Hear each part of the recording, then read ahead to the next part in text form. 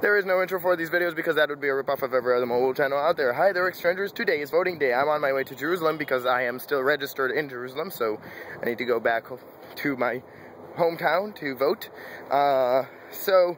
We talked about the political system, and we talked about the voting system, and we talked about the different parties and the different candidates for the prime ministry. Now, who am I and what are my thoughts and who am I going to vote and why? So, okay, here we go. The big issues in Israel, the way I see them.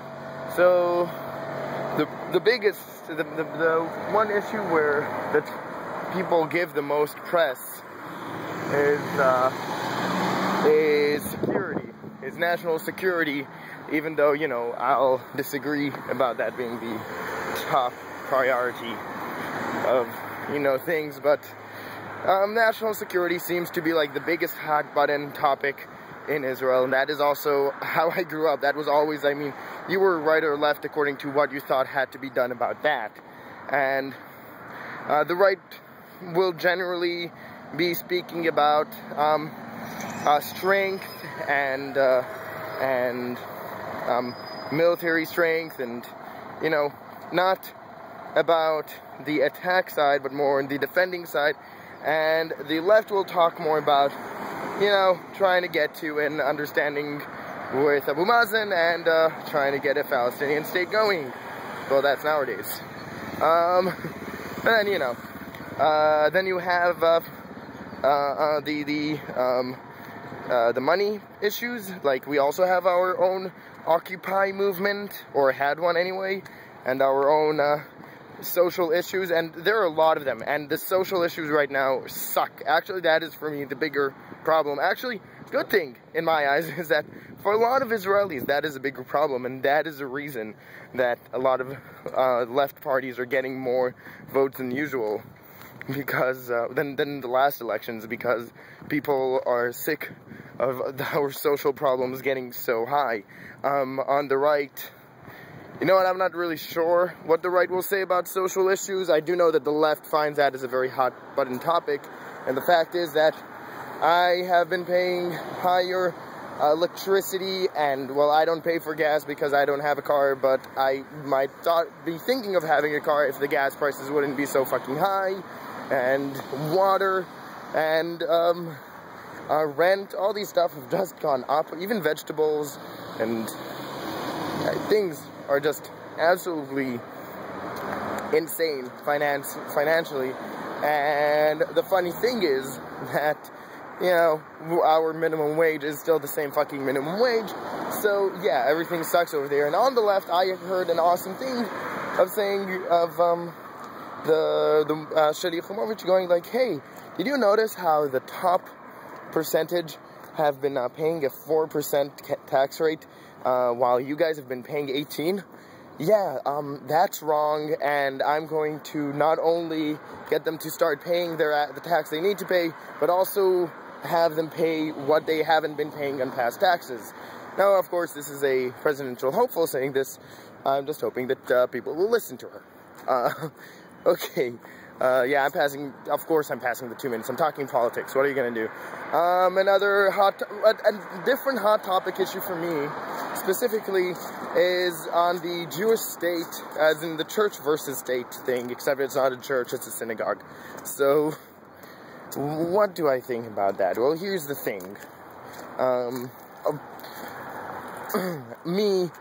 I totally see the separation needing to be complete. A complete and absolute separation.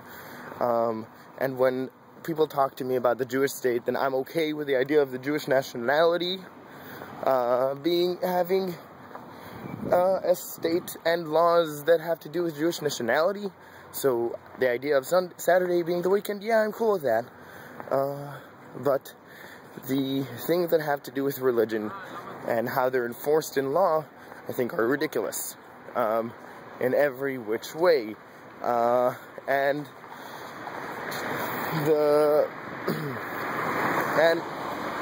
I for one am a big advocate of having well, you know, gay marriage, but not only that, also, like town hall marriages. Those are illegal in Israel, by the way. You can't get a town hall marriage in Israel. You need to go through a religion, and I oppose that, personally. And public transportation doesn't work in the weekends, and I oppose that, personally. You know, this is just me saying that the idea of the Jewish state was for the Jewish nationality and not for the Jewish religion, and the idea that churchy stuff, that religious stuff should be also enforced by law, I think is ridiculous. So that is also a very lefty thing to say.